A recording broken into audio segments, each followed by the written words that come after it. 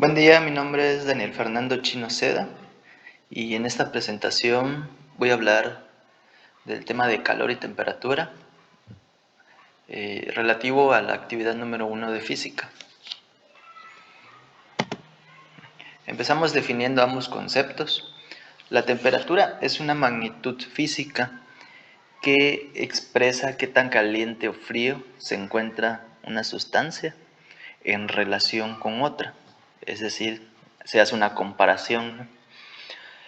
El calor se define como la transferencia de energía entre dos sustancias o dos objetos que se encuentran a temperaturas diferentes.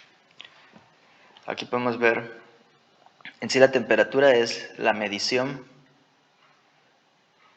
y el calor es la transferencia de energía. Aquí podemos ver esta vela o mechero que está calentando. Podemos suponer que es una barra de algún metal. Y el calor se irá transfiriendo y llegará el momento en el que se calentará la mano de esta persona. La temperatura es una propiedad intensiva. ¿Por qué? Esto se refiere a que no depende de la cantidad de masa de la sustancia que estemos midiendo, sea mucha o sea poca, la temperatura siempre va a ser constante, lo cual es diferente al calor. El calor es una propiedad extensiva en la que sí depende la cantidad de masa. Las unidades de medida del calor, de la temperatura, son los grados Celsius, los grados Fahrenheit, los Kelvin, los grados Rankine. Estas son escalas de temperatura que se han creado y que son las más usuales, ¿no? En el caso del calor, lo vamos a medir en calorías Joule.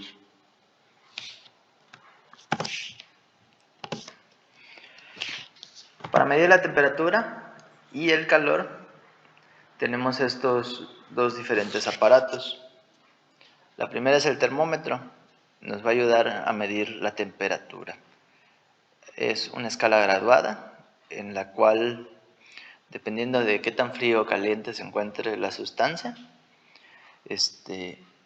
el indicador del centro irá aumentando o disminuyendo. En el caso del calorímetro, es un sistema cerrado en el cual contiene cierta cantidad de líquido, frecuentemente es agua. Tiene un termómetro incluido, el cual mide la temperatura o los cambios que ocurren en el agua. Estos cambios de temperatura van a ser propiciados por ciertas sustancias que se van a introducir en el calorímetro. También el calorímetro tiene un agitador que es para estabilizar la temperatura inicial del agua. Bueno, en el caso de termómetros hay muchos tipos, vamos a hablar de estos tres. El principal es el termómetro de mercurio, es el termómetro que inventó Daniel Fahrenheit y con el cual creó su escala de grados Fahrenheit. Es el más usual, sobre todo en el área clínica. Su funcionamiento es muy básico.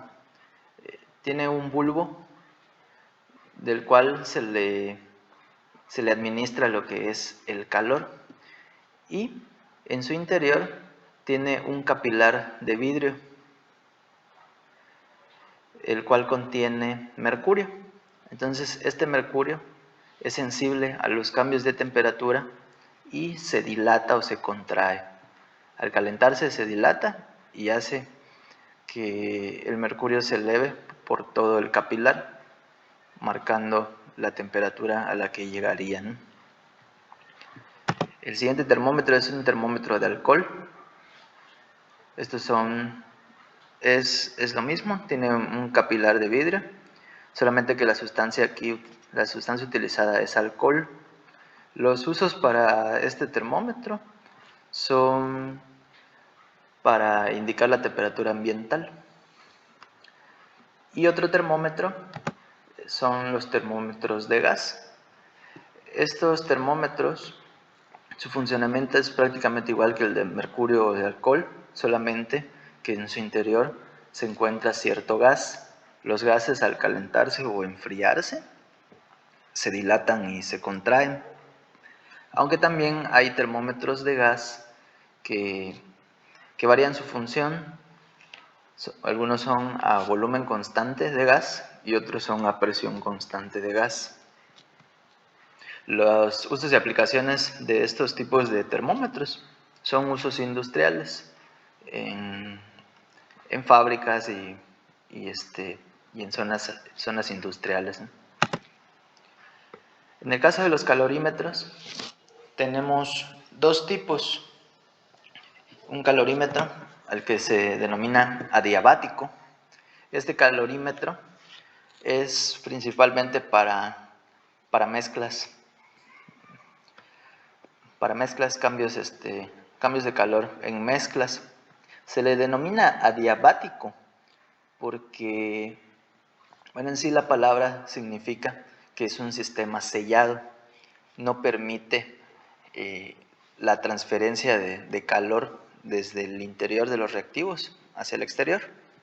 Aunque se dice que ese término adiabático pues es un término utópico, porque la realidad es de que por muy bien sellado que esté el sistema, siempre hay fugas de calor, y pues eso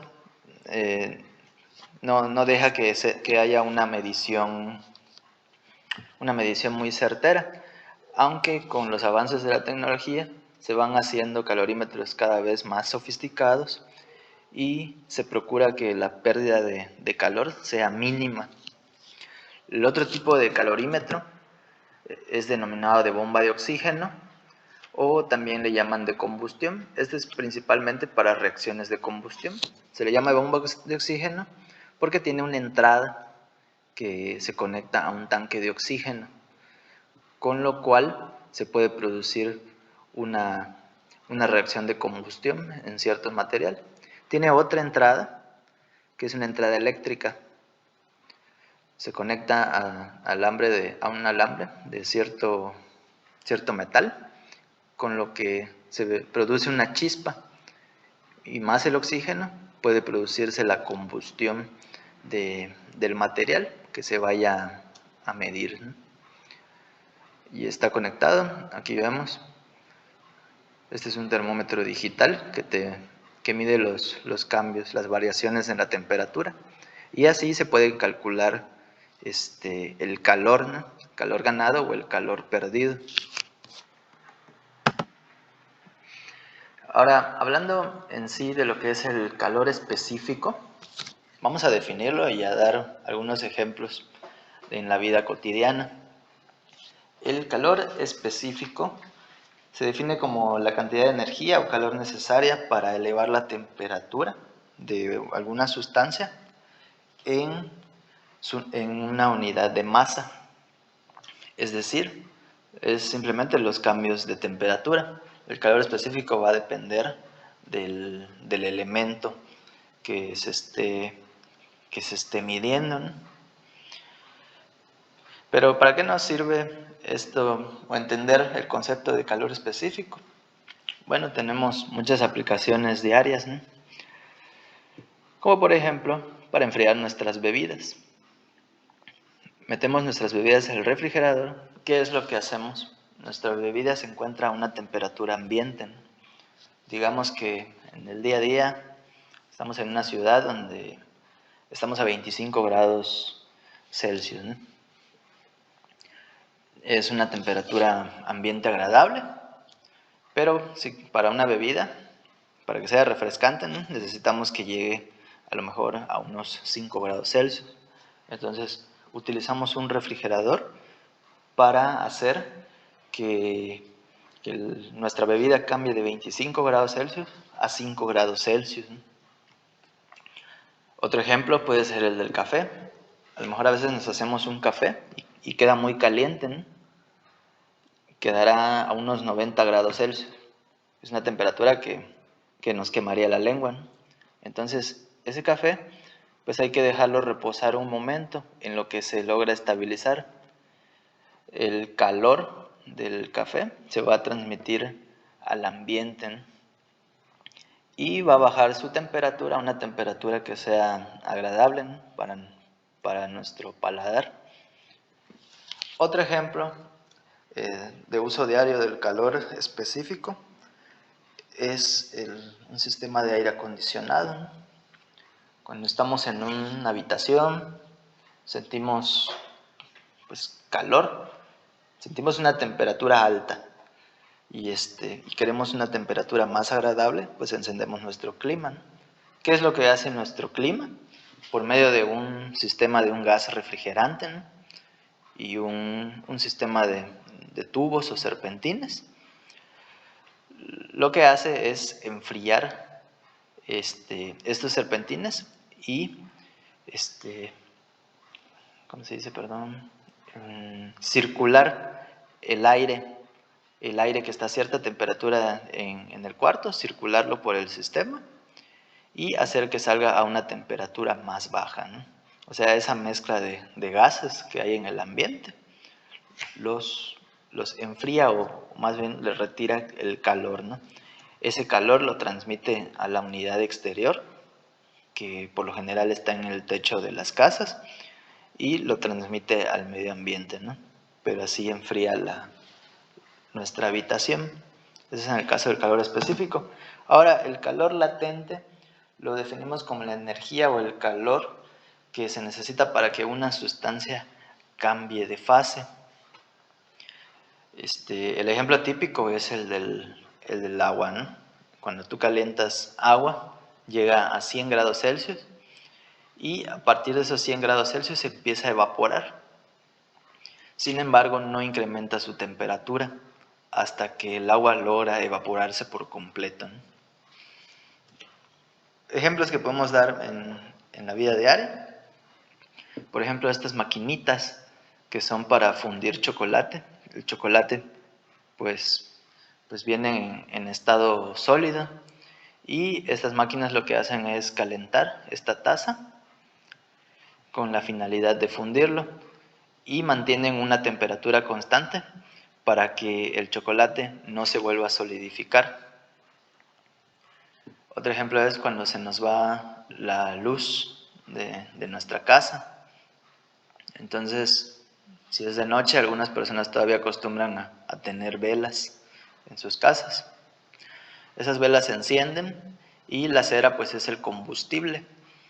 Pero para que pueda ser usado como combustible, primero en la zona más cercana a la llama tiende a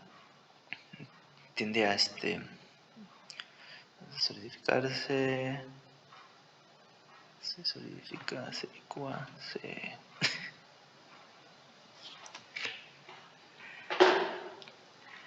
tiende a fundirse, perdón, tiende a fundirse. Entonces,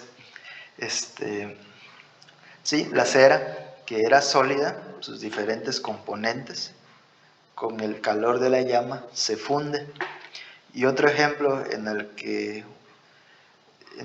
el calor latente influye en nuestra vida diaria es cuando lavamos nuestra ropa. Nuestra ropa está húmeda, la colgamos. ¿Con qué finalidad? Con la finalidad de que se seque. ¿Pero qué es en sí lo que sucede? Pues que el agua que se encontraba entre las fibras de la ropa, por medio del viento, pero sobre todo por el calor, ¿no? Del sol, ¿qué es lo que hace? Es evaporar el agua, ¿no? Lo lleva a cierta temperatura en donde el agua logra evaporarse, logra o sea, llega a su temperatura de calor latente para que logre evaporarse y nuestra ropa quede completamente seca. Bueno, esos son los ejemplos sobre el calor latente y esa es toda la presentación. Muchas gracias.